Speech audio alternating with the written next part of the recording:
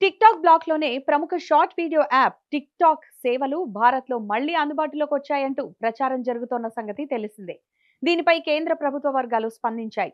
అందులో ఏ మాత్రం నిజం లేదని, టిక్‌టాక్‌పై నిషేధం ఇంకా కొనసాగుతోందని స్పష్టం చేశాయి. టిక్‌టాక్‌ను అన్‌బ్లాక్ చేసేలా భారత ప్రభుత్వం ఎలాంటి ఉత్తర్వులు జారీ చేయలేదు. దీనిపై వస్తున్న వార్తలన్నీ అవాస్తవం, తప్పుదోవ పట్టించే కథనాలే అని సదరు ప్రభుత్వ వర్గాలు పేర్కొన్నాయి. ఈ వెబ్‌సైట్‌ను ఇంటర్నెట్ సర్వీస్ ప్రొవైడర్లు బ్లాక్ లిస్ట్‌లోనే ఉంచాయని తెలిపాయి. కానీ కొంతమంది యూజర్లకు ఇది ఎలా అందుబాటులోకి వచ్చిందో స్పష్టత లేదని వెల్లడించాయి. 2020లో సరిహద్దుల్లో ఉద్రిక్తతల నేపథ్యంలో భద్రతాపరమైన కారణాలతో చైనాకు చెందిన ఈ వీడియో మేకింగ్ ప్లాట్‌ఫామ్‌పై కేంద్ర ప్రభుత్వం నిషేధం విధించిన సంగతి తెలిసిందే. అయితే శుక్రవారం చాలా మంది యూజర్లు తమకు టిక్‌టాక్ వెబ్‌సైట్ అందుబాటులోకి వచ్చినట్లు పేర్కొన్నారు. అయితే వెబ్‌సైట్ ఓపెన్ అవుతున్నప్పటికీ యూజర్లు అందులో లాగిన్ అవ్వలేకపోతున్నారు. వీడియోలు అప్లోడ్ చేయలేకపోతున్నారు. అటు యాప్ స్టోర్స్‌లోనూ ఈ యాప్ అందుబాటులోకి రాలేదు.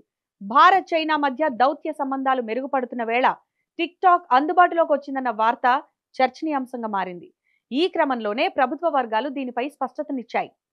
2020 జూన్‌లో 59 యాప్లు, సెప్టెంబర్‌లో మరో 118 చైనీస్ యాప్లపై భారత ప్రభుత్వం నిషేధం విధించి ఆ దేశ కంపెనీలకు గట్టి షాక్ ఇచ్చిన విషయం తెలిసిందే.